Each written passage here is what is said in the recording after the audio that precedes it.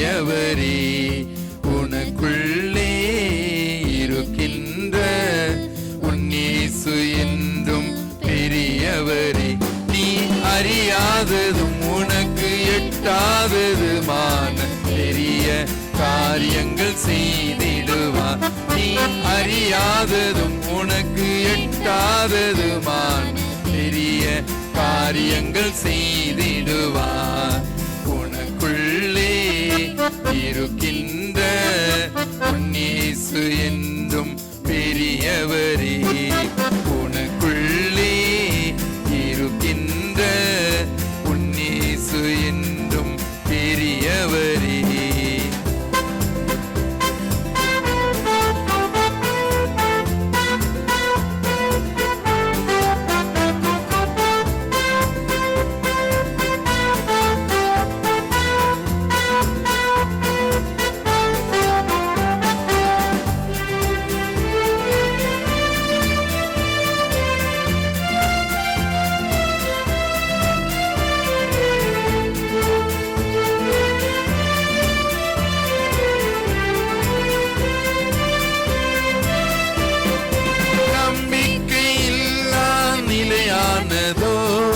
விசுவாசம் உன்னில் குறைவானதோ, நம்பிக்கை இல்லா நிலையானதோ, விசுவாசம் உன்னில் குறைவானதோ, அற்புதர் உனக்குள்ளே இருக்கின்றார், அதிசயம் செய்வார் கலங்காதே, அதிசயம் செய்வார் கலங்காதே.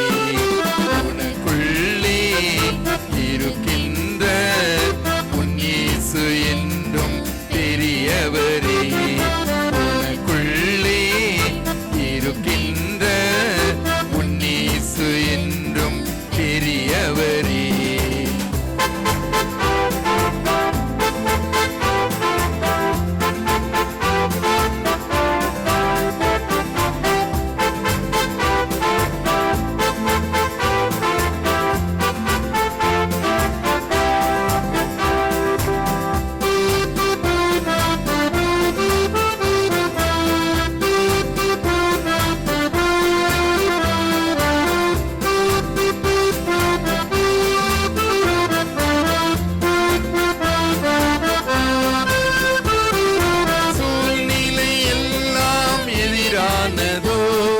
சுற்றத்தாருன்னில் பகையானரோ, சூழ்நிலை எல்லாம் எதிரானதோ, சுற்றத்தாருன்னில் பகையானரோ, வல்லவர் உனக்குள்ளே இருக்கின்றார், பலக்கரம் தாங்குவார் கலங்காதே, பலக்கரம் தாங்குவார் கலங்காதே.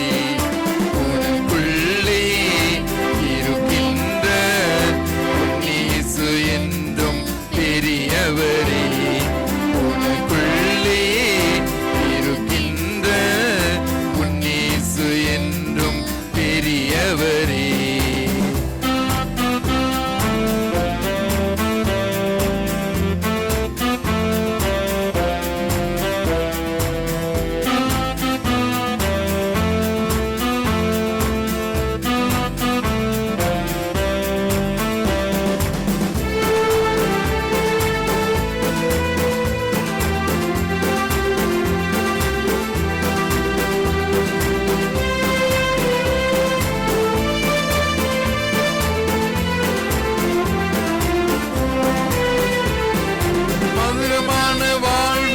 கசப்பானதோ, ஒளி வரும் நேரம் இருளானதோ, மதுரமான வாழ்வு கசப்பானதோ, ஒளி வரும் நேரம் இருளானதோ, ஜீவனுள்ள தேவன் இருக்கின்றார், யாவையும் செய்வார் கலங்காதே, யாவையும் செய்வார் கலங்காதே. உனக்குள்ளே இருக்கின்ற உன் இயேசு என்றும் பெரியவரே, உனக்குள்ளே இருக்கின்ற உன் இயேசு என்றும் பெரியவரே. நீ அறியாததும் உனக்கு எட்டாததுமான் பெரிய காரியங்கள் செய்திடுவார். நீ அறியாததும் உனக்கு எட்டாததுமான பெரிய காரியங்கள் செய்திடுவார். உனக்குள்ளே இருக்கின்ற உன் இயேசு என்றும் பெரியவரே. உனக்குள்ளே இருக்கின்ற உன் இயேசு என்றும் பெரியவரே. தேவனாகிய கர்த்தர் உங்கள் அனைவரையும் ஆசீர்வதிப்பாராக. கர்த்தருக்கே மகிமை உண்டாவதாக. லூக்கா சுவிசேஷம் 10ஆம் அதிகாரம் 30வது வசனம். லூக்கா 10:30. இயேசு பிரதியுத்தரமாக, ஒரு மனுஷன் எருசலேமில் இருந்து எரிகோவுக்கு போகையில் கள்ளர் கையில் அகப்பட்டான். அவர்கள் அவன் வஸ்திரங்களை உரிந்து கொண்டு அவனை காயப்படுத்தி குற்றுயிராக விட்டு போனார்கள். கர்த்தருக்கு மகிமை உண்டாவதாக. நமக்கு தெரிந்த ஒரு காரியம், எருசலேமில் இருந்து ஒரு மனிதன் எரிகோவுக்கு புறப்பட்டு செல்லுகிறான். எருசலேம் என்பது வேதத்தில் மகாராஜாவின் நகரம் என்று சொல்லப்பட்டிருக்கிறது. எருசலேமின் பேரிலே சத்தியம் பண்ணாதிருங்கள், அது மகாராஜாவின் நகரம். ஆண்டவர் அங்கே வாசம் செய்கிறார், அது அவருடைய நகரம். அந்த மகாராஜாவுடைய நகரத்தில் வாசமாயிருக்கிற வாழ்ந்து கொண்டிருக்கிற ஒரு மனிதன், அந்த வாழ்வு அவனுக்கு என்னவா தோணிச்சோ தெரியல, அவன் எரிகோவுக்கு புறப்பட்டு போகிறான். எரிகோ என்பது அந்த நாட்களிலே லோத்து ஆபிரகாம் நாட்களிலே அது கர்த்தரின் தோட்டத்தை போலவும் எகிப்து தேசத்தை போலவும் அத்தனை அழகாய் இருந்ததாம். நிலவு பட்டணம் அப்படின்னு சொல்லுவாங்களாம். அதன் மீது ஆசை. ஆமா, கர்த்தருடைய பிள்ளைங்க கர்த்தருக்குள்ள வாழ்ந்து கொண்டிருந்தாலும் உலகம் அவர்களை இழுக்குது. இந்த உலகத்தின் ஆடம்பரங்கள், இந்த உலகத்தின் கவர்ச்சிகரமான காரியங்கள் இன்றைக்கு இழுக்கிறனால இந்த கிறிஸ்தவ வாழ்வு அது ஒரு நெருக்கடியான, ஒரு உபத்திரம் நிறைந்த ஒரு வாழ்வு, நெருக்கமோ ஒடுக்கமோ உள்ள ஒரு வாழ்வு. இது உள்ளுக்கு இருக்கிறதுக்கு கஷ்டமாக தான் இருக்கும். ஏன்னா ஜீவனுக்கு போகிற மார்க்கம் அப்படித்தான். விசாலமான ஒரு பாதை உண்டு, அது கொண்டு போய் கேட்டில் தான் என்ன பண்ணும், மனுஷனை கொண்டு போய் நிறுத்தும். நல்ல விசாலமாக இருக்கும், வசதியாக வாழலாம், ஆனால் முடிவு அழிவு. இவன் போனான். ஆனால் கர்த்தருடைய பிள்ளைங்க கர்த்தரை விட்டு விலகும் போது, கர்த்தருடைய சமூகத்தை விட்டு விலகும் போது, கர்த்தருடைய பிரசன்னத்தை விட்டு விலகும் போது என்ன நடக்கும்? இங்கே பார்க்கிறோம், எரிகோவுக்கு போனான், அங்கேயும் போய் சேரலை. எருசலேமையும் விட்டுட்டான். இப்போ நடு வழியில் அவனுக்கு நடந்தது என்னவாம்? மீண்டும் வசிங்க. இயேசு பிரதியுத்தரமாக, ஒரு மனுஷன் எருசலேமிலிருந்து எரிகோவுக்கு போகையில் கள்ளர் குகையில் அகப்பட்டான். கள்ளரோட கையில அகப்பட்டான். வழியில கள்ளர்கள், கொள்ளைக்காரர்கள் அவங்க கையில அகப்பட்டான். அவர்கள் அவன் வஸ்திரங்களை உரிந்து கொண்டு அவனை காயப்படுத்தி குற்றுயிராக விட்டு போனார்கள். நல்ல ஆரோக்கியமா வந்தான். கர்த்தரை விட்டு விலகும் போது, கர்த்தருடைய சமூகத்தை விட்டு விலகும் போது, கர்த்தருடைய பிரசன்னத்தை விட்டு விலகும் போது, இன்றைக்கு ஒரு மனுஷனுக்கு சரீரத்தில் காயங்கள், அடிகள், கட்டுகள், ரணவேதனைகள், அவங்ககிட்ட இருந்ததெல்லாம் எடுத்துக்கிட்டு குற்றீராய் விட்டு போனார்கள். அப்போ ஆண்டவர் ஒரு மனிதனை எங்கே கொண்டாந்து வைக்கிறாரோ அந்த இடம் எவ்வளோ முக்கியம் பார்த்தீங்களா? இன்றைக்கு நாம் இருக்க வேண்டிய இடம் ரொம்ப முக்கியமான இடம். எருசலேம். அன்றைக்கு நெகேமியா எஸ்ரா காலத்தில் எருசலேமிலே வாழுவதற்கு இஷ்டப்பட்டவங்களாம் போக முடியாது, நினைக்கிறவங்களாம் போயிட முடியாது. சீட்டு போடுவாங்க. 10 பேருக்கு சீட்டு போட்டால் ஒருத்தருக்கு தான் விழும். 10 பேரில் ஒருவர் தான் எருசலேமில் அங்கே வாழ முடியும் அங்கே எல்லாரும் போக முடியாது. பாருங்க, நெகேமியா 11ஆம் அதிகாரம் முதல் வசனம் நினைக்கிறேன். பாருங்க, நெகேமியா 11ஆம் அதிகாரம் முதல் வசனம். ஜனத்தின் அதிகாரிகள் எருசலேமிலே குடியிருந்தார்கள். மற்ற ஜனங்கள் தங்களுக்குள்ளே 10 பேரில் ஒருவனை எருசலேம் என்னும் பரிசுத்த நகரத்திலும் 9 பேரை மற்ற பட்டணங்களிலும் குடியிருக்க பண்ண சீட்டுகளை போட்டார்கள். பாத்தீங்களா? சீட்டு போட்டு அதுல யார் பேர் வருதோ ஒருத்தருக்கு தான் எருசலேமில் இடம். அப்படி அந்த பரிசுத்த சமூகத்தில் தேவனுடைய மகாராஜாவின் நகரத்தில் ஆண்டவர் சொன்னார், எனக்கு இஷ்டமான, எனக்கு பிரியமான இடம், நான் இங்கே தான் வாசம் செய்வேன் என்று அவர் விரும்பின ஒரு எருசலேமில் இவன் வாழ்ந்து கொண்டு இருக்கிறான். ஆனால் அவனுக்கு அங்கே இருக்க முடியல. அந்த இடம், நம்மளை குடியிருக்க வைத்த இடம், கர்த்தரை ஆராதிப்பதற்கு நம்மை வைத்திருக்கிற இடம், நமக்கு ஒரு வேலையை கொடுத்து ஒரு இடத்துல வைத்திருக்கிறாரா, அந்த இடம் என்பது கொஞ்சம் முக்கியமான காரியம். கர்த்தர் நம்மை ஆசீர்வதிக்க வேண்டுமானால் கர்த்தர் நம்மை வைத்த இடத்துல இருக்கணும். ஆபிரகாமை பார்த்து ஒரு நாளிலே தேவனாகிய கர்த்தர் சொன்னார், உன் தேசத்தையும் உன் இனத்தையும் உன் தகப்பன் வீட்டையும் விட்டு நான் காண்பிக்கக்கூடிய இடத்துக்கு போ, தேசத்துக்கு போ, அங்கே உன்னை ஆசீர்வதிப்பேன். கர்த்தர் எந்த இடத்த நமக்கு சொல்றாரோ அந்த இடத்துக்கு போயிடணும். இப்போ இந்த இடத்த விட சொல்றார். அது ஆதியாகமம் 12ஆம் அதிகாரம் முதல்ல இருந்து பாருங்க. கர்த்தர் ஆபிரகாமை நோக்கி நீ உன் தேசத்தையும் உன் இனத்தையும் உன் தகப்பனுடைய வீட்டையும் விட்டு புறப்பட்டு நான் உனக்கு காண்பிக்கும் தேசத்துக்கு போ, நான் உன்னை பெரிய ஜாதியாக்கி உன்னை ஆசீர்வதித்து. ஏன் இருக்கிற இடத்துல ஆசீர்வதிக்க முடியாதா? நம்ம ஆண்டவரை நோக்கி கூப்பிடும் போது நம்ம எந்த இடத்துல கூப்பிட்டாலும் அவர் வந்து ஆசீர்வதிக்க அவரால் முடியும். கவனிங்க, கர்த்தர் நம்மை ஆசீர்வதிக்க முடியும். ஆனால் நீ இப்ப இருக்கிற இடத்துல, உன் தகப்பன் வீட்டில், உன்னுடைய இனத்தின் மத்தியிலே, உன்னுடைய தேசத்திலே உன்னை நான் ஆசீர்வதிக்க முடியாது. நான் காண்பிக்கக்கூடிய இடத்துக்கு போ.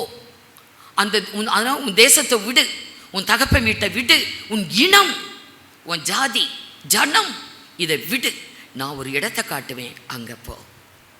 அங்க வைத்து உன்னை பெரிய ஜாதியாக்கி உன்னை நான் ஆசீர்வதிப்பேன் அப்படின்னு சொன்னார். உன்னை ஆபிரகாம் என்ன செய்தான்? புறப்பட்டு போனான். 5வது வசனம். ஆபிரகாம் தன் மனைவியாகிய சாராயையும் தன் சகோதரனுடைய குமாரனாகிய லோத்தையும் தாங்கள் சம்பாதித்திருந்த சம்பத்து எல்லாவற்றையும் ஆரானிலே சவதரித்த ஜனங்களையும் கூட்டிக் கொண்டு அவர்கள் கானான் தேசத்துக்கு போனார்கள். அதான் தேவன் காண்பித்த இடம். அந்த இடத்துல இரு, நான் உன்னை ஆசீர்வதிப்பேன், உனக்கு ஆசீர்வாதம் என்று சொன்னார். அவன் அங்க போய் சேர்ந்தான். உடனே தேவன் பேசினார். 7வது வசனம். கர்த்தர் ஆபிரகாமுக்கு தரிசனமாகி உன் சந்ததிக்கு இந்த தேசத்தை கொடுப்பேன் என்றார். பார்த்தீங்களா? இந்த இடம் தான் உனக்கு, நான் உனக்கு வாழக்கூடிய, உனக்கு சுதந்திரமாக நான் வைத்த இடம் இதுதான். நீ இங்கே இரு, உன்னை ஆசீர்வதிப்பேன். உன் சந்ததியா, இப்போ அவனுக்கு குழந்தைங்கள்லாம் ஒன்றும் இல்லை, உன் சந்ததியை நான் ஆசீர்வதிப்பேன். உடனே அங்கே கர்த்தருக்கு ஒரு பலிபீடம் கட்டி கர்த்தரை அவன் தொழுது கொண்டான். இங்கே தான் நீ இருக்கணும். ஆனால் ஆபிரகாம் நம்மை போல ஒரு இடத்துல அடங்கி இருக்க முடியாது. வீட்டை மாற்றுவோம், சர்ச்சை மாற்றுவோம், வேலையை மாற்றுவோம், எல்லாத்தையும் மாற்றுவோம். கர்த்தர் வைத்த இடத்துல இருக்கவே முடியாது. தவிச்சுக்கிட்டு தத்தளித்து கொண்டு இருப்போம். ஆபிரகாம் கொஞ்ச நாள் அங்கே இருந்தான். அப்புறம் அவனுக்கு என்னாச்சுன்னா, தேவன் போ, அங்கே வச்சு உன்னை ஆசீர்வதிப்பேன் என்று சொன்ன இடத்துல பஞ்சம் வந்துருச்சு. பஞ்சம் வந்த உடனே அவன் எகிப்துக்கு போனான். அப்பதான் பிரச்சனை ஆரம்பிச்சிருச்சு. 10வது வசனம். தேசத்திலே பஞ்சம் உண்டாயிற்று. ஆண்டவர் போ என்று சொன்ன இடத்திலே, கானான் தேசத்திலே உன்னை ஆசீர்வதிப்பேன் என்று சொன்ன இடத்திலே ஒரு பஞ்சம். உன்னே சந்தேகம் வரும், இது ஆண்டவர் சொன்னாரா, யாரு சொன்னா, நான் தான் வந்தனா? பஞ்சம் வந்தாலும் என்ன கஷ்டம் வந்தாலும் கர்த்தர் சொன்ன இடத்துல இருக்கணும்.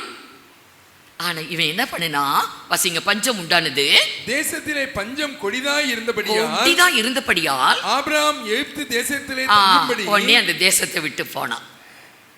கர்த்தர் போ, அங்கே இரு, உன்னை ஆசீர்வதிப்பேன், உன்னை உயர்த்துவேன், உன்னை பலத்த ஜாதி ஆக்குவேன் என்றெல்லாம் பிளஸ் பண்ணினாரே. அந்த இடத்தை விட்டு எகிப்துக்கு போனான். போனப்போ பாருங்க துன்பம் எப்படி வந்துச்சு. 14-15 வாசிங்க.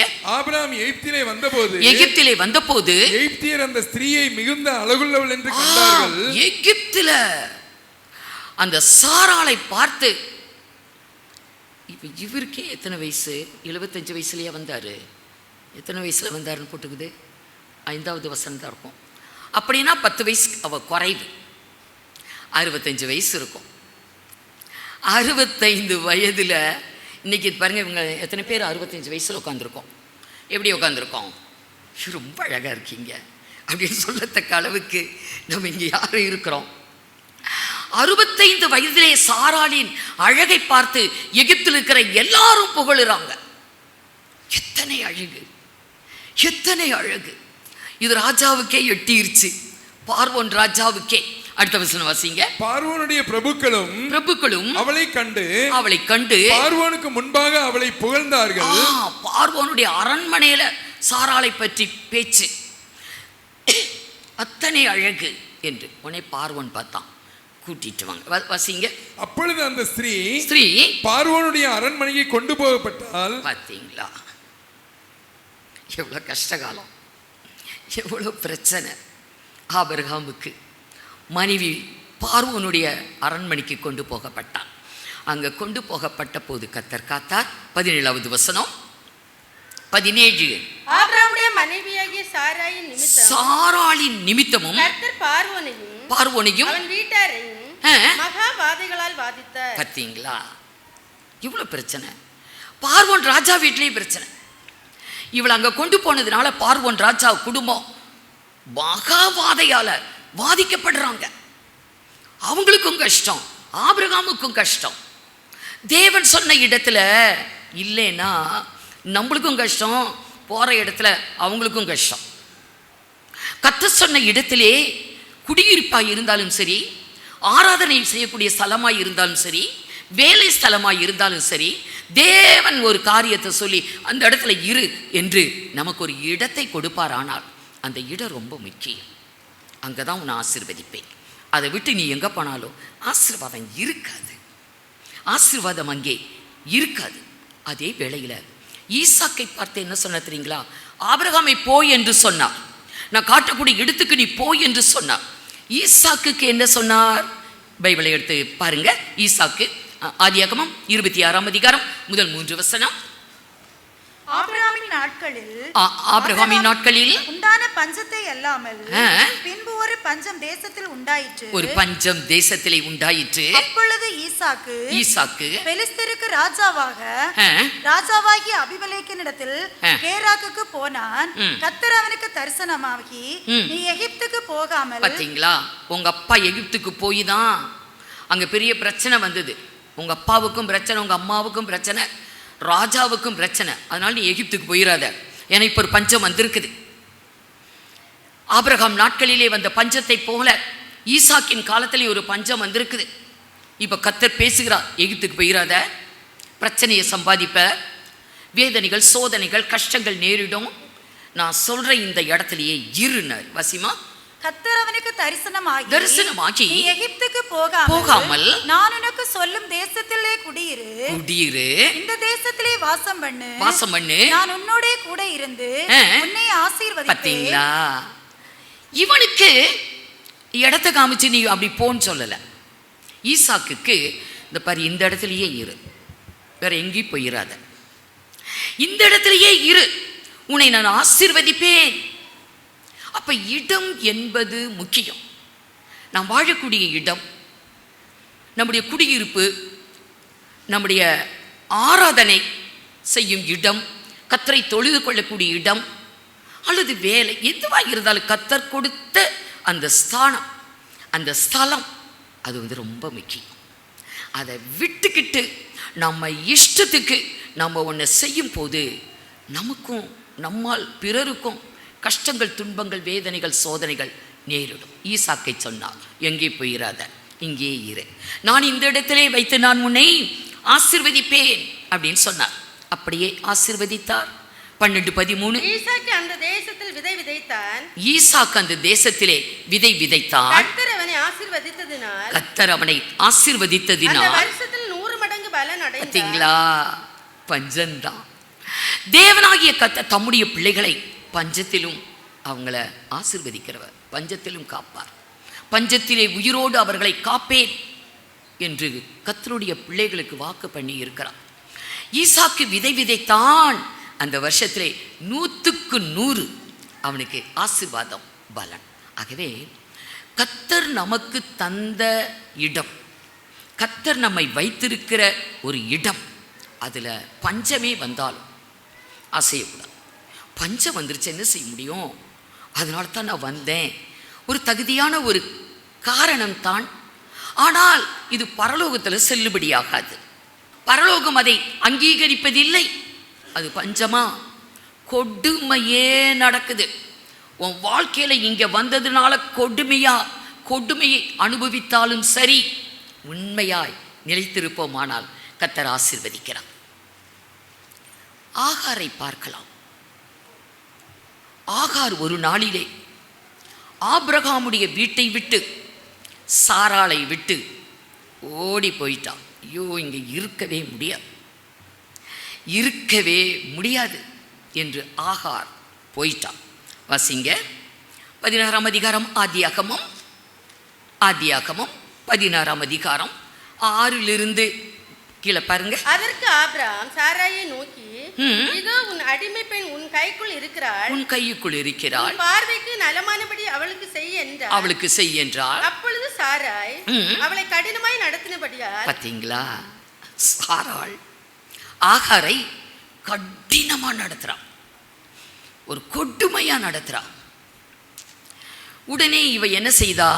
கடினமாய் கொடுமையை அனுபவிக்கக்கூடிய ஒரு சூழ்நிலை வந்தது.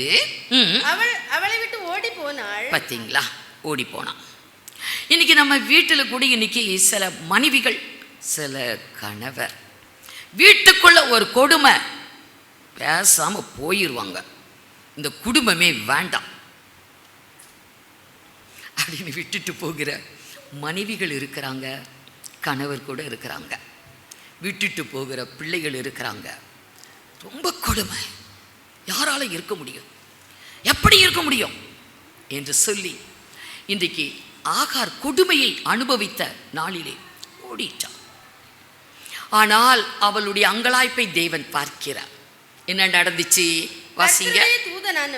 கர்த்தருடைய தூதனானவர் வனாந்தரத்திலே போகிற வழி அருகே இருக்கிற நீரூற்றண்டையில் கண்டு சாராயின் அடிமை பெண்ணாகிய ஆகாரே, எங்கே இருந்து வருகிறாய், எங்கே போகிறாய் என்று கேட்டார். பார்த்தீங்களா? கர்த்தருடைய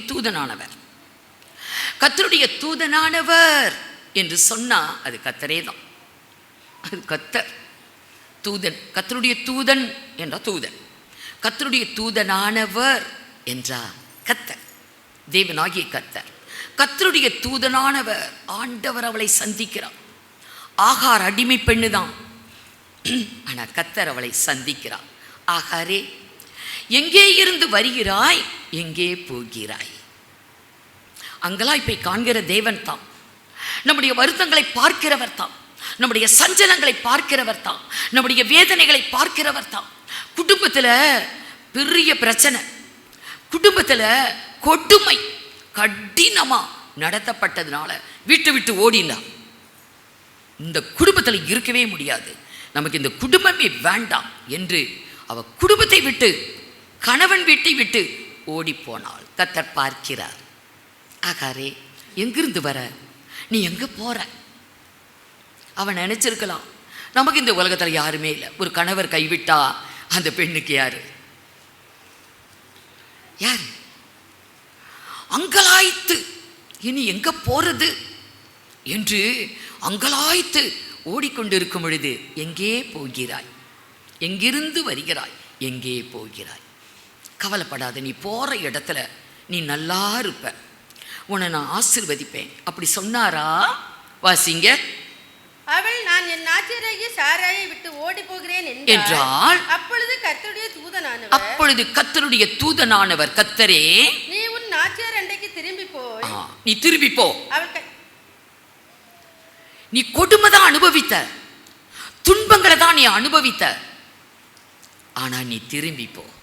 திரும்பி போய் அவள் கையின் கீழ் அடங்கி அவளுடைய கையின் கீழ் அடங்கியிரு. அப்படிதாங்க குடும்பமா இருந்தாலும் சரி, சபையா இருந்தாலும் சரி, நமக்கு எந்த ஒரு இடமா இருந்தாலும் சரி, தேவன் கொடுத்த ஒரு இடம், தேவன் கொடுத்த ஒரு உத்தியோகம், தேவன் கொடுத்த ஒரு ரட்சிப்பை தந்த ஆலயம், கர்த்தர் நமக்கு ரட்சிப்பை கொடுத்த இடம், ஆவிக்குரிய சபை, கர்த்தர் கொடுத்த குடும்பம், கர்த்தர் கொடுத்த மனைவி, கர்த்தர் கொடுத்த பிள்ளைகள், கர்த்தர் கொடுத்த கணவர், கொடுமையே நேரிட்டாலும் பஞ்சமே நேரிட்டாலும் விட்டுக்கிட்டு ஓடுறது அப்படிங்கிறது அது பரலோகம் அங்கீகரிப்பதில்லை. இங்கே கர்த்தர் சொன்னார், போ, நீ போய் அதே இடத்துல அடங்கியிரு. அடங்கியிரு. அடங்கி இருந்தா என்ன நடக்கும்? 10வது வசனம். கர்த்தருடைய தூதனானவர் அவளை நோக்கி உன் சந்ததியை மிகவும் பெருக பண்ணுவேன். பாத்தீங்களா? நீ போ, அங்க இரு, நான் உன்னை ஆசீர்வதிப்பேன், உன்னை ஆசீர்வதிப்பேன், உன் சந்ததியை ஆசீர்வதிப்பேன் என்று ஆறுதல் படுத்தினார். உனக்கு ஆசீர்வாதமாக இருக்கும், நீ போ. உடனே தான் இவ கர்த்தருக்கு பேரிடுவாள், என்னை காண்கிற தேவனை நானும் இவ்விடத்தில் கண்டேன் என்று, நீர் என்னை காண்கிற தேவன் என்று பெயரிட்டாள். அப்போ ஒரு இடம், அந்த ஒரு ஸ்தலம், தேவன் நம்மை வைத்த ஒரு ஸ்தலம் என்று ஒன்று இருக்குது.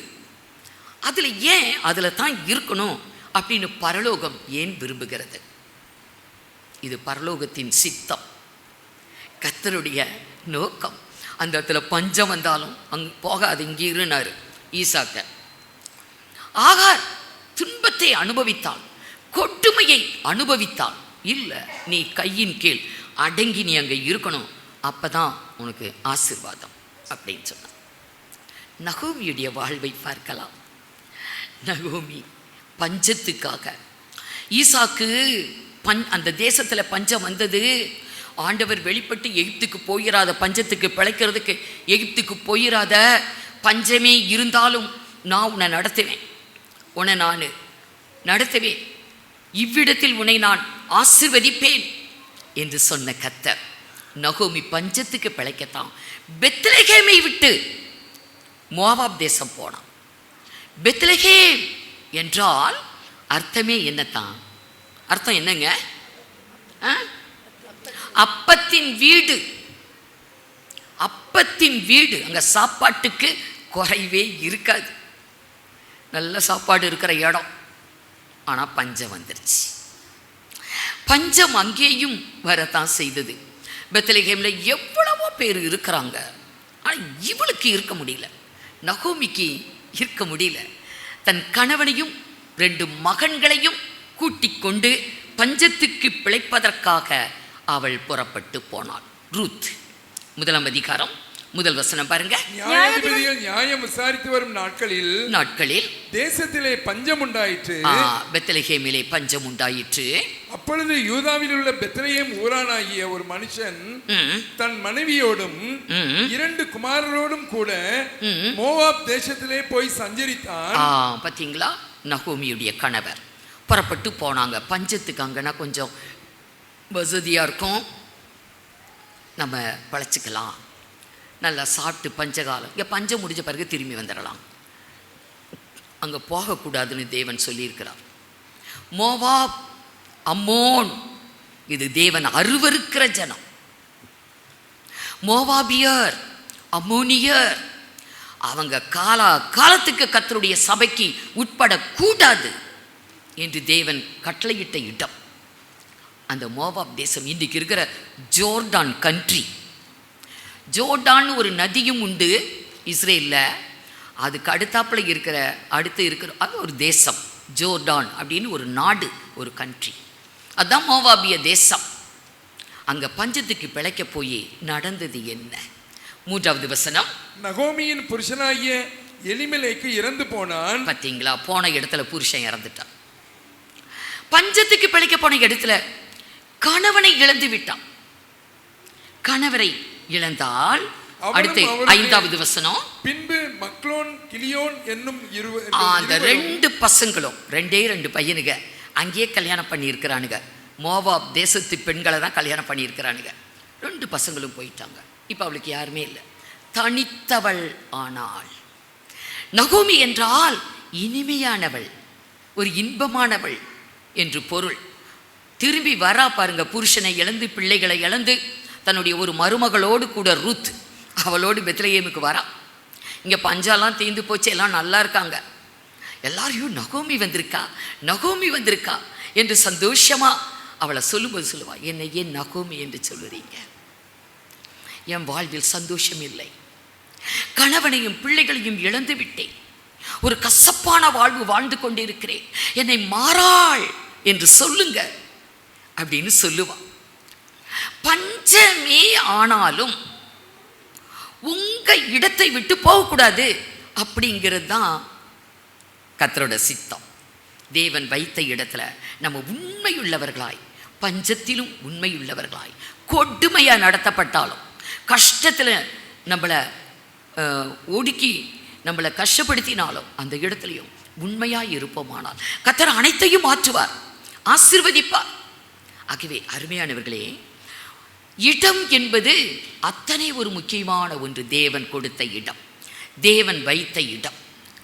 ஆகவே இடம் வருது ரொம்ப முக்கியமான ஒன்றா வேதத்தில் பார்க்குறோம். பஞ்சமா, கஷ்டமா, பிரச்சனையா, சோதனையா, கர்த்தரிடத்துல தான் போகணும்.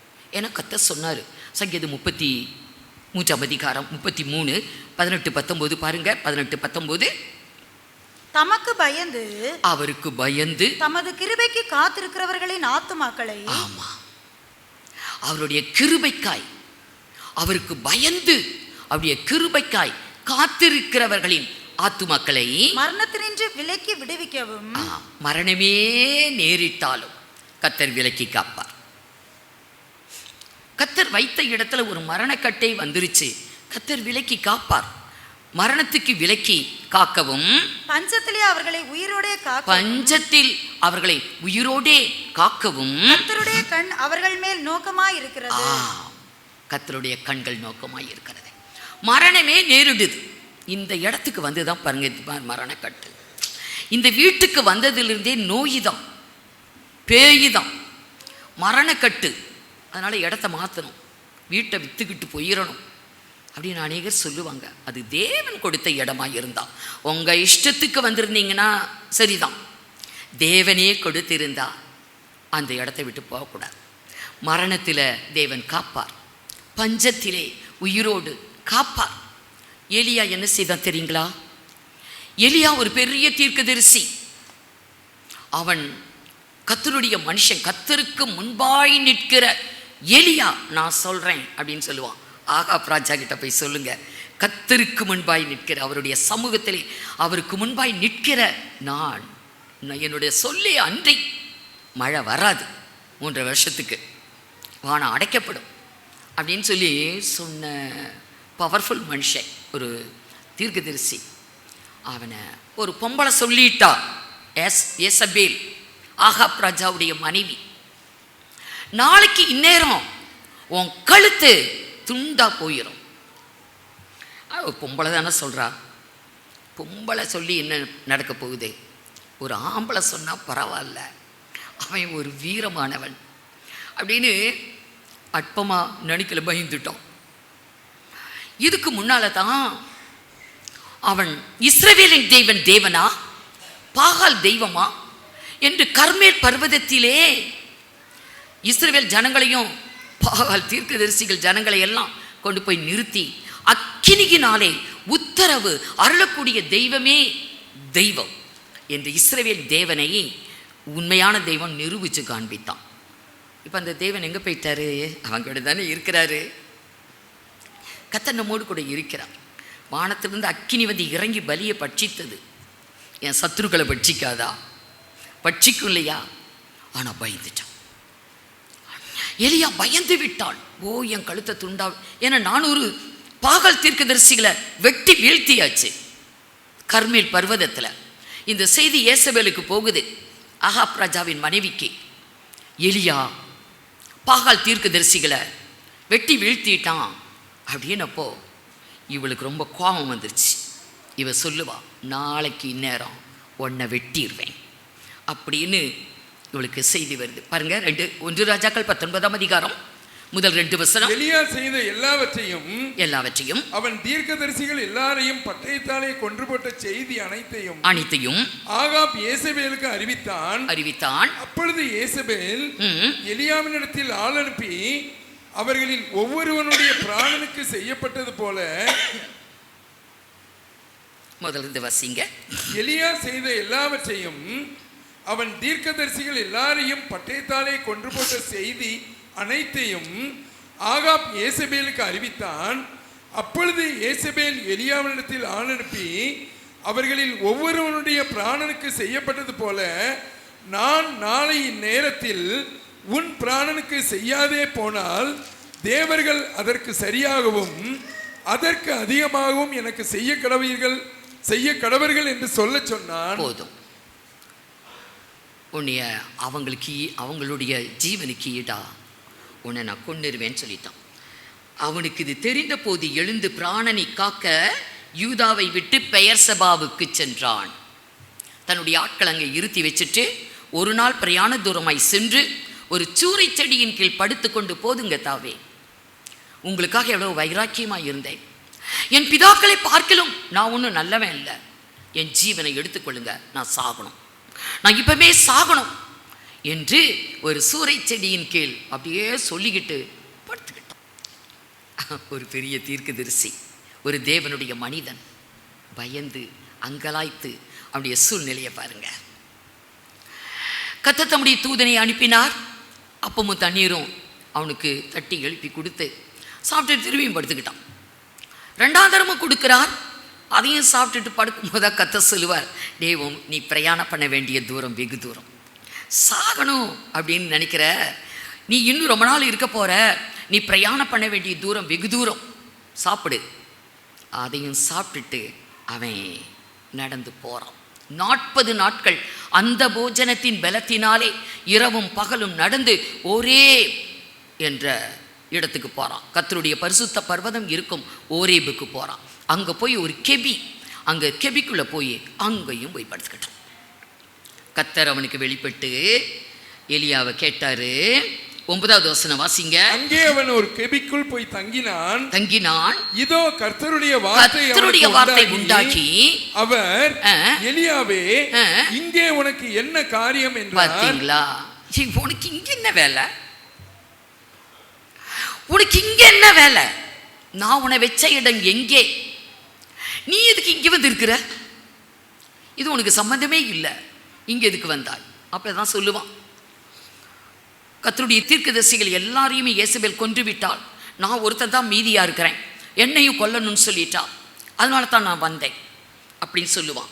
அதுக்கு கர்த்தர் சொல்லுவாரு 11வது வசனம். அவர் நீ வெளியே வந்து கர்த்தருக்கு முன்பாக பர்வதத்தில் நில் என்றார். நீ நிற்க வேண்டிய இடம் கன்மலை, நீ நிற்க வேண்டிய இடம் பர்வதம். கெபிக்குள்ள போய் உட்கார்றதுக்கு உனக்கு ஒன்றும் அவசியம் இல்லை, அது உன்னுடைய இடம் அல்ல, உனக்கு நியமித்த இடம் அல்ல, நீ நிற்க வேண்டிய இடம் பர்வதம், பர்வதத்தில் நில் அப்படின்னு சொன்னார். சரின்னு பர்வதத்தில் நிற்கிறான். இன்னும் கர்த்தர் கடந்து போகிற சத்தம், பயங்கரமான சத்தத்தை கேட்டு ரொம்ப பயந்துட்டோம். கடைசியாக ஒரு மெல்லிய சத்தம். பயந்து இவன் என்ன பண்ணுனா, திருப்பியும் கெபிக்குள்ள போயிட்டான். திருப்பியும் கர்த்தர் கேட்பார், டேய் உனக்கு இந்த கெபிக்குள்ள என்ன வேலை. இன்னைக்கு பாருங்க, மீண்டும் மீண்டும் மீண்டும் கெபியை தேடி தான் போறோம். தேவன் வைத்த இடம் ஒன்று இருக்க இன்னைக்கு கெபிக்குள்ள போனா கர்த்தர், உனக்கு இங்க என்ன வேலை, நான் உன்னை வச்ச இடம் எது, உனக்கு ரட்சிப்பை கொடுத்த இடம் எது, மீட்பை கொடுத்த இடம் எது, என்னுடைய அன்பை வெளிப்படுத்தின இடம் எது, உன்னை எந்த வீட்டில் கொண்டாந்து வச்சேன், எப்படிப்பட்ட குடும்பத்தில் உன்னை கொண்டாந்து வைத்தேன், நீ குடும்பத்தை வெறுத்து, தேவ சமூகத்தை வெறுத்து, கர்த்தரை விட்டு கெபிக்குள்ள போய் நீ பூந்துக்கிறியே, உனக்கு என்ன காரியம் இங்கே என்று மீண்டும் அவனிடத்துல கேட்பாரு. அப்பதான் இவன் சொல்லுவான், மீண்டும் கேட்ட போது பாருங்க 13, அதை எலியா கேட்டபோது தன் சால்வையினால் தன் முகத்தை மூடிக்கொண்டு வெளியே வந்து கெபியின் வாசலில் நின்றான். பாத்தீங்களா, கெபிக்குள்ள போயிட்டு இவ வாசல்ல வந்து நிக்கிறான். அப்பொழுது இதோ எலியாவே, இங்கே உனக்கு என்ன காரியம் என்கிற சத்தம் அவனுக்கு உண்டாயிற்று. பாத்தீங்களா, கர்த்தர் அந்த கேள்விதான் கேட்கிறார், உனக்கு இங்க என்ன வேலை? என்ன காரணம் சொன்னாலும் உனக்கு இங்கே ஒரு காரியமும் இல்லை. கெபிக்குள்ள உனக்கு ஒரு காரியம், நிற்க வேண்டிய இடம் பர்வதம். உன்னை உயரத்தில் வச்சிருக்கிறேன், உயரமான இடத்துல நான் வைத்திருக்கிறேன். நீ ஒரு குழியை தேடி போற, ஒரு குழிக்குள்ள பதுங்குற. உன்னை நான் வைத்த இடம் ஒரு உயரமான இடம். பஞ்சம் வரும், கொடுமைகள் நடுக்கும், பிராணனே போறதுக்கு பின்னால சத்துரு துரத்திக்கிட்டு தான் வருவான். ஆனாலும் அங்கே கொடுமையான காரியம்தான் கிறிஸ்தவ வாழ்க்கை. கொஞ்சம் கஷ்டம்தான் பாருங்க, ஆனாலும் அதில் இருக்கணும். உண்மையை பார்க்கிறார். உண்மையுள்ளவனுக்கு தேவன் பரிபூர்ண ஆசீர்வாதத்தை கொடுக்கிறான். ஜீவனுக்கு போகிற மார்க்கம் இப்படி தான் கொஞ்சம் இடுக்கமோ இருக்கும். பிராணனே போகிற மாதிரி கூட துன்பங்கள் வரதான் செய்யும். ஆனாலும் கர்த்தர் பாருங்க, தட்டி தட்டி எழுப்பி, உனக்கு இங்கே ஒரு ஜோலியும் இல்லை, நீ இருக்க வேண்டிய இடத்துக்கு போ அப்படின்னு சொன்னார். அப்புறம் தான் வேலை கொடுக்குறான். யாரையோ இங்கே வந்து ராஜாவை அபிஷேகப்படணும், தீர்க்கதரிசி அபிஷேகப்படணும், இப்படியெல்லாம் நிறையா வேலைகளை கொடுக்குறான். ஊழியமும் அப்படித்தான். ஊழியம் கூட இஷ்டத்துக்கு செய்கிறதல்ல. ஊழியம் அது கர்த்தர் சொல்கிற இடத்துக்கு தான் போகணும். எனக்கு இந்த இடம் வசதி அப்படின்னு ஒரு வசதியை பார்த்து ஒரு இடத்தை தெரிந்து கொள்ளுகிறது அல்ல. அப்போஸ்தலனாகிய பவுலை தேவன் ஊழியத்துக்கு அழைத்த போது உடனடியாக ஊழியத்துக்கு போகணும்னு இறங்கலை. அவன் கிட்டத்தட்ட ஒரு 3 வருடம் எந்த இடத்துக்கு போகணும், எப்படி ஊழியம் செய்யணும்னு கர்த்தரோட பாதத்தில் காத்திருந்து அதன் பிறகு தான் போனோம். உடனே இன்றைக்கு போவான். அப்படி அல்ல. இன்றைக்கு கர்த்தர் ஒவ்வொரு இடத்தை வச்சிருக்கிறான் ஊழியம் செய்வதற்கு. யோனா தீர்க்கதரிசிக்கு தேவன் ஊழியத்துக்கு ஒரு இடத்தை காண்பித்து, நீ அங்கே போ, அங்கே போய் பிரசங்கம் பண்ணு. அங்கே போய் பிரசங்கம். யோனா 1 அதிகாரம் 2வது வசனத்திலிருந்து பாருங்க. 2லிருந்து, நீ எழுந்து மகா நகரமாகிய நினிவேய்க்கு போய் அதற்கு விரோதமாக பிரசங்கி. அதற்கு விரோதமாய் பிரசங்கி. விரோதமா பிரசங்கித்தா விடுவாங்களா ஜனங்க? அந்த இடத்துல எவ்வளவு பிரச்சனைகள் நடைபெறும். நினிவேயுக்கு போய் அந்த தேசத்துக்கு விரோதமாய் நீ பிரசங்கி அப்படின்னு சொன்னார். சரி, வாசிங்க. அவருடைய அக்கிரமம் என் சமூகத்தில் வந்து எட்டினது என்றார். அப்பொழுது யோனா கர்த்தருடைய சமூகத்தினின்று விலகி, உடனே விலகிட்டான். இது கஷ்டம். அங்க போய் இதை சொன்னா நம்மளை வெட்டி கொண்டு போடுவாங்க, அடின்னு அடிச்சு நம்மளை குற்றுயிராக்கிடுவாங்க. அங்க போய் ஒன்றும் கஷ்டப்பட முடியாது அப்படின்னு இவன் என்ன பண்ணினா, நினிவேயுக்கு போகாமல் தர்சீசுக்கு ஓடி போகும்படி எழுந்து யோப்பாவுக்கு போய் தர்சீசுக்கு போகிற ஒரு கப்பலை கண்டு கூலி கொடுத்து தான் கர்த்தருடைய சமூகத்தினின்று விலகும்படி. போதும். பாத்தீங்களா, கர்த்தருடைய சமூகத்தை விட்டு விலகி எவ்வளவு கஷ்டமான இடம், கஷ்டமான ஊழியம். இதுல போய் நம்மளை இருன்னு சொல்றாரே அப்படின்னு சொல்லி ரொம்பவே அவன் ஆண்டவரே வேண்டாம், இந்த ஊழியமே வேண்டாம் என்று நினிவே, இன்றைக்கு இருக்கிற ஈராக் தேசம், ஈராக், அங்கதான் போக சொன்னார். அவன் என்ன பண்ணினா, எங்க போனா, தர்ஷீஸ், லண்டன், இன்னைக்கு இருக்கிற லண்டன். ஈராக் நல்லா இருக்குமா, லண்டன் நல்லா இருக்குமா? போயிட்டு வந்தால் தான் தெரியும். எழுதுனா அன்னைக்கே அது அவனுக்கு ரொம்ப பிடிச்ச இடமா இருந்திருக்கு போல. அவன் லண்டன் போயிட்டான். போய் சேர்ந்தானா, இங்கிலாந்து போனான்னா பூக்களை கப்பல் ஏறணும், அவ்வளவுதான். இவன் ஏறினதுமே கடல் கொந்தளித்தது. இவனால பாருங்க, அந்த கப்பலுக்குள்ள இருந்த அத்தனை பேருக்கும் அவஸ்தை, எத்தனை மன உளைச்சல், எத்தனை தத்தளிப்பு, தவிப்பு கப்பலுக்குள்ள இருந்த அத்தனை பேருக்கும். இவன் கர்த்தருடைய சொல்லுக்கு மீறி நடந்ததுனால ஆண்டவர் எப்படியோ கப்பல் இருக்கிறவங்கள காப்பாற்றணுமே, இவனை தூக்கி கடலுக்குள்ளே போட்டார். மீன் வயிற்றுக்குள்ளே 3 நாள் இருந்தானா. ஒரு வெயில் அடித்தா வீட்டுக்குள்ளே இருக்கிறதே கஷ்டம், ஒரு மழை பெஞ்சா இன்னைக்கு எவ்வளோ கஷ்டம். குளிரும் கஷ்டம்தான், மழையும் கஷ்டம்தான், வெயிலும் கஷ்டம்தான், எல்லாமே கஷ்டம்தான். மீன் வயிறு எப்படி இருந்திருக்கும்? நல்ல விசாலமாக, நல்ல ஒரு பெட்ரூமா, நல்ல ஒரு பெட்டு, படுக்கிறதுக்கு டைமுக்கு சாப்பாடு எல்லாம் கிடச்சிருக்குமா? எத்தனை கஷ்டம், எத்தனை துர்நாற்றம், எத்தனை வேதனை, இடுக்கம், ஜீரண நீர்கள் வந்து இவனை ஜீரணிக்க வைக்கிறதுக்கு அரிச்சிருக்கும். 3 நாள், 1 நாள் 2 நாள் அல்ல, இரவும் பகலும் அத்தனை கொடுமைகளை அனுபவிக்கிறான். வெச்ச இடத்துல, போன்னு சொல்கிற இடத்துல நம்ம இல்லைன்னு சொன்னால் நமக்கு அது கஷ்டம். நம்ம அதை தெரிஞ்சுக்கிற மாட்டோம். ஏன் இப்படியெல்லாம் நமக்கு துன்பங்கள், எதனால துன்பம், அதையெல்லாம் சிந்திக்கவே மாட்டோம். துன்பம் போயிடணும், கஷ்டம் போயிடணும், பிரச்சனை போயிடணும், கஷ்டங்கள் நீங்கணும் அப்படிங்கிறதுல தான் நம்ம கவனமாக இருப்போமே தவிர ஏன் வந்தது, எதனால் வந்தது, எப்படி எனக்கு வந்தது, நான் செய்த தவறு என்ன, என்கிட்ட காணக்கூடிய தப்பு என்ன, அதெல்லாம் சிந்திக்கிறதே கிடையாது. அப்படித்தான் யோனா. ஆகவே ஊழியமாக இருந்தாலும் கர்த்தர் சொல்லுகிறபடி தான், தேவனுடைய சித்தப்படி தான் இன்றைக்கு ஊழியம் கூட. இஷ்டத்துக்கு செய்வது அல்ல. கர்த்தர் சொன்ன இடத்துக்கு போகணும், கர்த்தர் சொன்னதை பேசணும். நம்ம இஷ்டத்துக்கு ஒன்றை எடுத்து பேசவும் முடியாது, அதுவும் நமக்கு தண்டனை தான். அவர் சொல்லுறத சொல்லிட்டு போகணும். ஊழியத்தில் இன்றைக்கு பேதுரு அந்நிய அக்கினியிலே குளிர் காய்ந்தான். நமக்குன்னு ஒரு அக்கினி இருக்குது, தேவ அக்கினி. இன்னைக்கு கர்த்தருடைய அக்கினி, பரிசுத்த ஆவியின் அக்கினி, அதில் குளிர் காயுங்க. கர்த்தர் ஆசீர்வதிப்பார். பேதுரு கர்த்தரோடு கூட கர்த்தருக்கு பின் சென்றவன். இப்போ ஆண்டவராகிய இயேசு கிறிஸ்துவை ஜட்ஜ்மெண்ட் கொடுக்கறதுக்காக அவரை பல பாடுகளுக்கு உட்படுத்தி அவரை விடிய விடிய பிலாத்துக்கிட்டையும் அண்ணா காய்பா, பிலாத்து, ஏரோது அப்படின்னு ஒவ்வொரு இடங்களுக்கும் சென்று இழுத்து கொண்டு போய் அவரை துன்பப்படுத்துகிறாங்க, அடித்து குற்றியராக்கி காயப்படுத்துகிறாங்க. இதையெல்லாம் பார்த்த சீசர்கள் எல்லாம் ஓடி போயிட்டாங்க. கெத்செமனே தோட்டத்தில் அவரை பிடித்த உடனேயே ஓடிட்டாங்க.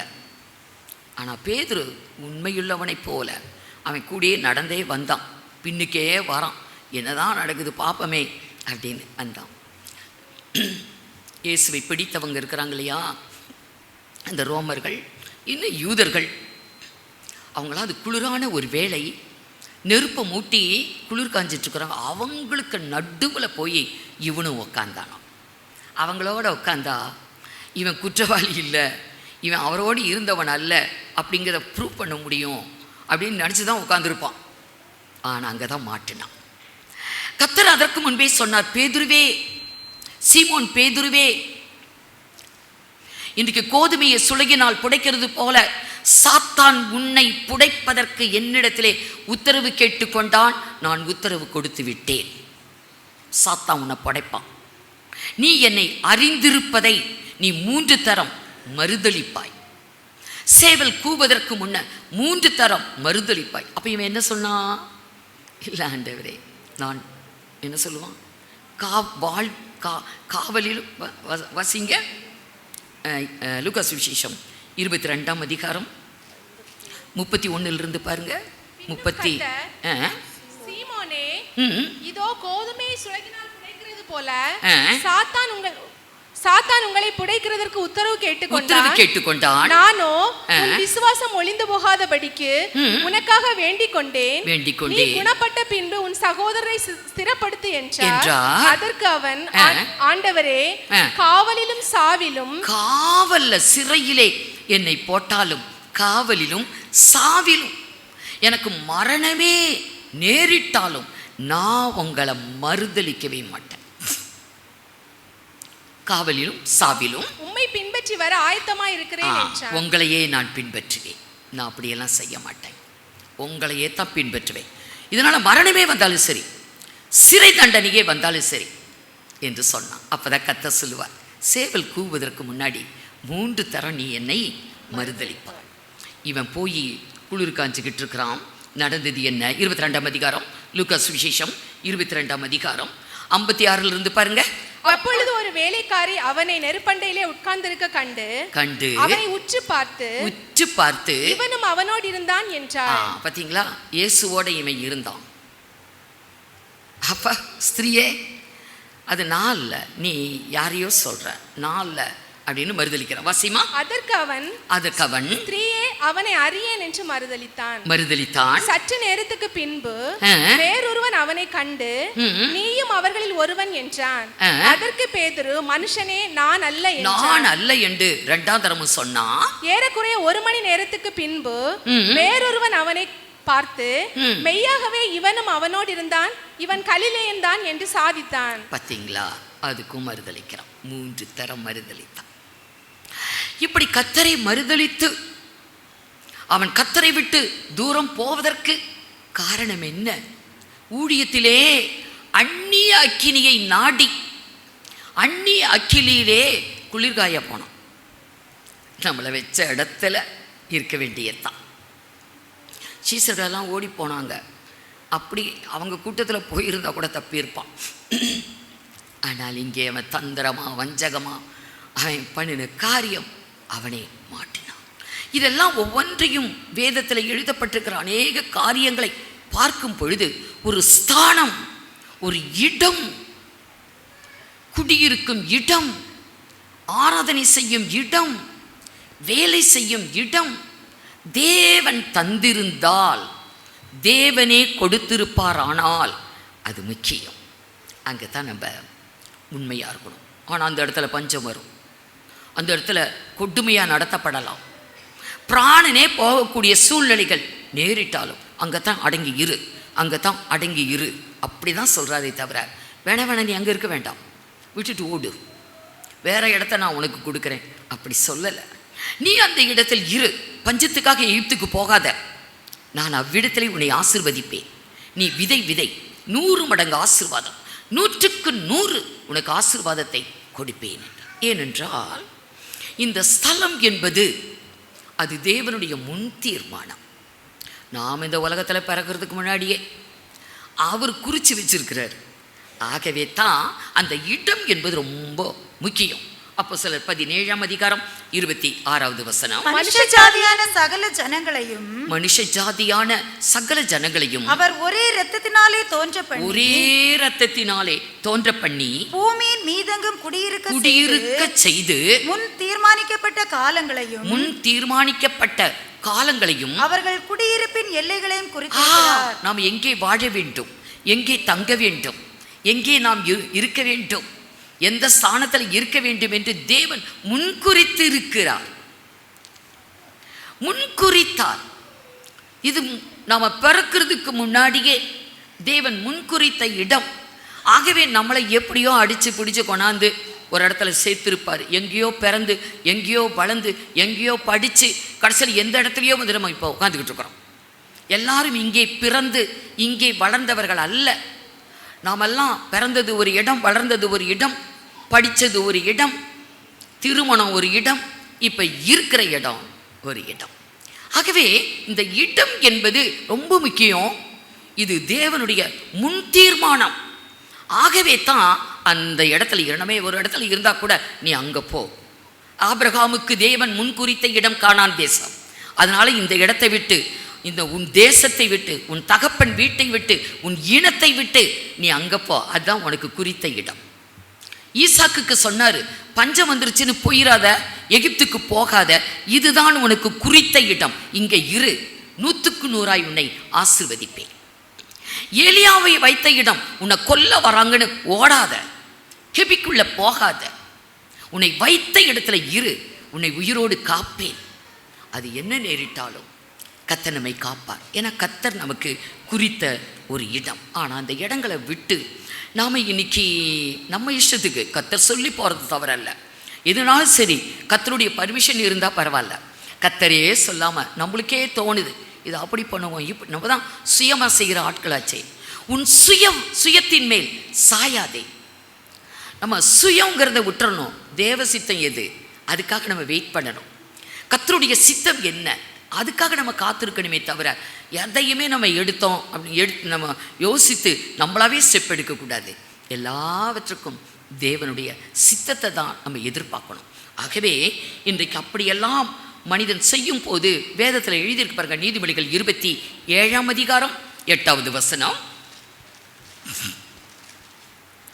தன் கூட்டை விட்டு அலைகிற குருவி எப்படி இருக்கிறதோ, தன் கூட்டை விட்டு அலைகிற குருவி எப்படி இருக்கிறதோ அப்படியே தன் ஸ்தானத்தை விட்டு அலைகிற மனுஷனும் இருப்பான். இன்னைக்கு தன் கூட்டை விட்டு ஒரு குருவி போயிருச்சு. கூட்டை தேடி அலையுது. என் கூடு எங்க கட்டினேன் அப்படின்னே தெரியல. கூட்டை விட்டு அலைகிற குருவி. அப்படியே தன் ஸ்தானத்தை விட்டு அலைகிற மனுஷனும் இருப்பான். நமக்குன்னு ஒரு ஸ்தானம் இருக்குது பாருங்க. அந்த ஸ்தானத்தை நம்ம விட்டு கொடுக்கவே கூடாது, நம்ம விட்டுறவே கூடாது. அந்த ஸ்தானம் தான் தேவன் வைத்த இடம், தேவன் கொடுத்த இடம், தேவன் கூட்டிக் கொண்டு வந்து நம்மளை உட்கார வைத்த இடம். தன் ஸ்தானத்தை விட்டு அலைகிற மனுஷனும் கூட்டை விட்டு அலைகிற குருவி மாதிரியாம். இன்னும் வேதத்தில் எழுதியிருக்குது. யூதா புஸ்தகம் 13வது வசனம். தங்கள் அவமானங்களை நுரை தள்ளுகிற அமளியான கடல் அலைகளும் மார்க்கம் தப்பி அலைகிற நட்சத்திரங்களுமாய் இருக்கிறார்கள். அலைகிற நட்சத்திரமாய் இருக்கிறார்கள். வானத்துல நட்சத்திரத்தை எல்லாத்துக்கும் ஒரு ஸ்தானம் இருக்குது. சூரியனுக்கு ஒரு ஸ்தானம், சந்திரனுக்கு ஒரு ஸ்தானம், நட்சத்திரங்களுக்கு ஒரு ஸ்தானம், எல்லாத்துக்கும் ஒரு ஸ்தானம். மனிதனுக்கு அப்படிதான் ஒரு ஸ்தானம். இன்னைக்கு நட்சத்திரம் என்ன பண்ணுது? சில நட்சத்திரம் பாருங்க, வானத்தை அண்ணாந்து பார்க்குறீங்களா? அன்றைக்கே சொன்னேன் வானத்தை பாருங்கன்னு. ஏன்னா அவருடைய வல்லமை விளங்கக்கூடிய ஆகாய விரிவை பார்த்து கத்துற துதியுங்க. அதனால ஆகாய விரிவை கொஞ்சம் பாருங்க, எத்தனை விசாலமாக இருக்குது. என் வாழ்க்கையில் இருக்கிற நெருக்கங்கள் எல்லாம் என்னை விட்டு நீங்கணும் ஆண்டவரே, ஒரு விசாலம் வேண்டும். ஆகாய விரிவை பாருங்க. ஆகாய விரிவிலே சில வேளைகள் நட்சத்திரம் அப்படியே ஓடும். பார்த்துருக்கீங்களா? அப்படியே ஓடுற மாதிரி இருக்கும். மார்க்கம் தப்பி அலைகிற நட்சத்திரம் அதோடைய மார்க்கத்தை விட்டுருச்சு, அப்படியே ஸ்தானத்தை விட்டுருச்சு. எங்க போய் விழுமோ தெரியாது. இப்படிதான் மனிதர்கள். மனிதனுக்கு இது சொல்லப்பட்ட ஒரு காரியம். மார்க்கம் தப்பி அலைகிற நட்சத்திரங்கள். ஆம் அருமையானவர்களே, நாம இருப்பது கடைசி காலம். ஆண்டவராக இயேசு வெளிப்படுவதற்கு காலம் சமீபம். மத்திய ஆகாயத்திலே கர்த்தர் வெளிப்படக்கூடிய நாள் வந்து கொண்டு இருக்கிறது. நம்முடைய நாட்களில் வர்றது பெரிய அதிசயம் கிடையாது, வர்றதுக்கு நிறைய வாய்ப்புகள் உண்டு. ஆகவே அவரை சந்திக்க போகிறோம். நம்முடைய மரணமோ அவருடைய வருகையோ எதுவாக இருந்தாலும் உன்னை சந்திக்க போகிறோம். அவரை நாம் முகமுகமாய் தரிசிக்க வேண்டும். தேவன் வைத்த இடம் ரொம்ப முக்கியமானது. வேதத்தில் இன்னும் பாருங்க நிறையா இருக்குது. இந்த ஸ்தானத்தில் இரு அப்படின்னு லோத்துக்கு சொன்னார். அவன் இருக்க முடியாதுன்னா.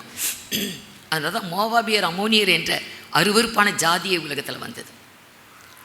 யாக்கோபை இரும்பாரு, அவன் இருக்காமல் போனான். ராகேல் அங்கதுனால தான் இறந்துட்டான். எப்படி வரிசையாக நிறைய பேர் தேவன் வைத்த இடம். அங்கே இரு அப்படின்னா எல்லாம் நம்மள மாதிரி தான். இஷ்டத்துக்கு ஒன்றை செய்து துன்பங்களையும் பிரச்சனைகளையும் வேதனைகளையும் சம்பாதிக்கிறது.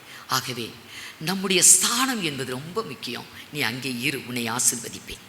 நான் காண்பிக்கக்கூடிய தேசத்துக்கு போ, அங்கே உன் சந்ததி என்னை பலுக பண்ணி பெருக பண்ணி உன்னை ஆசீர்வதிப்பேன். கர்த்தர் நம்மை ஆசீர்வதிக்கக்கூடிய ஸ்தலம், கர்த்தர் நம்மை வைத்த இடம்தான். ஆகவே அங்கே பஞ்சமே வரலாம், கொடுமைகளே நடக்கலாம், மரணக்கட்டே நேரிடலாம். நீ அவள் கையின் கீழ் அடங்கி இரு அப்படின்னு சொன்னார். ஆம் அருமையானவர்களை, கர்த்தருடைய கையுக்குள்ள அடங்கி இருந்தால் போதும். ஏற்ற காலத்திலே அவர் உங்களை உயர்த்தும்படிக்கு அவருடைய பலத்த கையுக்குள் அடங்கி இருங்கள். ஏற்ற காலம் உண்டு. உயர்த்துவார், மேன்மைப்படுத்துவார், ஆசீர்வதிப்பார். நிச்சயம் அவருடைய வார்த்தை ஒருபோதும் தவறுவது இல்லை. தேவனாகிய கர்த்தர் உங்கள் அனைவரையும் ஆசீர்வதிப்பாராக. கண்களை மூடி நாம் ஜெபிப்போம். எங்கள் சர்வ வல்லமையுள்ள எங்கள் தேவனாகிய கர்த்தாவே, உம்முடைய சமூகத்திலே கர்த்தாவே ஸ்தோத்திரம், எங்களை நாங்கள் தாழ்த்துகிறோம், பெருமையாக்குகிறோம் கர்த்தாவே ஸ்தோத்திரம். கர்த்தருடைய பலத்த கரத்துக்குள் நாங்கள் எங்களை தாழ்மையாய் ஒப்படைத்து ஜெபிக்கிறோம் கர்த்தாவே. இந்த நேரத்திலும் கூட எங்கள் தேவாதி தேவன் எங்களோடு பேசின வார்த்தைகளுக்காக நன்றி செலுத்துகிறோம், துதிக்கிறோம் கர்த்தாவே ஸ்தோத்திரம். உடைய கிருபையுள்ள வார்த்தைகள் மூலமாக எங்களோடு பேசினீங்க, அந்த அன்புக்காய் தயவுக்காய் ஸ்தோத்திரம். கோடான கோடி நன்றி ஸ்தோத்திரங்களை ஏறெடுக்கிறோம் கர்த்தாவே ஸ்தோத்திரம்.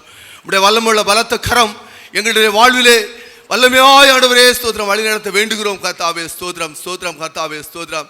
கர்த்தர் எங்களுக்கு ஒரு இடத்தை தெரிந்து கொண்டு வைத்திருக்கிற அந்த இடத்திலே கர்த்தாவே ஸ்தோத்திரமுடைய வார்த்தையிலும் கர்த்தாவே உடைய சத்தியத்திலும் கர்த்தாவே உடைய கிருபையிலும் நிலைத்திருக்கத்தக்கதா எங்கள் ஒவ்வொரு கிருபை பாராட்ட வேண்டுகிறோம் கர்த்தாவே ஸ்தோத்திரம். ஸ்தோத்திரம் ஸ்தோத்திரம் கர்த்தாவே ஆண்டவரே ஸ்தோத்திரம். இந்த வேளையிலும் கூட கர்த்தாவே ஸ்தோத்திரம், நான் காண்பிக்கும் தேசத்துக்கு போய் என்று ஆபிரகாமோடு சொன்ன தேவன் ஆண்டவரே ஸ்தோத்திரம் ஸ்தோத்திரம்.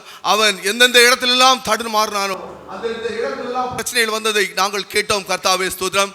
இந்த இடத்திலும் இந்த நேரத்திலும் கூட கர்த்தாவே ஸ்தோத்திரம் ஸ்தோத்திரம் கர்த்தாவே ஸ்தோத்திரம். ஆண்டவே நகோமி அப்பத்தின் வீடாகிய பெத்லெஹேமிலே இருக்காமல் கர்த்தாவே ஸ்தோத்திரம் அவள் மோவாபிய தேசத்துக்கு சென்றதினால் கர்த்தாவே ஸ்தோத்திரம் துக்கப்பட்டதை நாங்கள் அறிந்தோம், வேத வாக்கியங்கள் தியானித்தோம் கர்த்தாவே.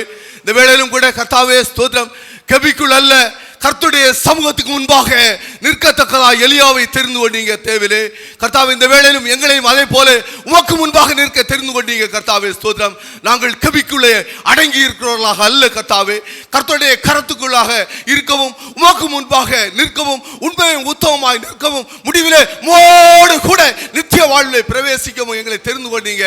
அதே போல கர்த்தாவே வேத வாக்கியம் மூலமாய் நாங்கள் அறிந்து கொண்டோம் கர்த்தாவே ஸ்தோத்திரம். இந்த வேளையிலும் கூட கர்த்தாவே உடைய சமூகத்திலே நாங்கள் நீர் வைத்த இடத்திலே இருந்து கர்த்தாவே ஸ்தோத்திரம் ஆண்டவரே மோடு கூட நித்திய வாழ்விலே பிரவேசிக்கத்தக்கதாய் தெரிந்து கொண்ட அந்த அன்புக்காய் தயவுக்காய் இரக்கத்திற்காய் கோடி கோடி ஸ்தோத்திரங்களை ஏறெடுக்கிறோம் கர்த்தாவே. இந்த நேரத்திலும் கூட காணாமல் போன ஆட்டை போல வழி தப்பி போனே உமது அடியனை தேடுவீராக என்று சொன்ன ஆண்டவரே சங்கீதக்காரனை போல காணாமல் போன ஆட்டை போல கர்த்தாவே ஸ்தோத்திரம் நீர் வைத்த இடத்தை விட்டு அலைந்து யார் எங்கே சென்றாலும் எங்கள் தேவாதி தேவன் ஆண்டவரே ஸ்தோத்திரம் 99 ஆட்டையும் மனாந்தரத்தை அப்படியே விட்டு காணாமல் போன ஆட்டை தேடி ஆண்டவரே அவரை தோளில் சுமந்து மகிழ்ச்சியோடு திரும்பி வந்த ஆண்டவரே அந்த நிகழ்வை போல நாங்களும் ஆண்டவரே ஸ்தோத்திரம் எங்களை விட்டு காணாமல் போன யாராக இருந்தாலும் அவர்களை விசாரித்து அனுசரித்து அவர்களை ஆண்டவரே ஸ்தோத்திரம் உடைய சமூகத்திலே சேர்த்து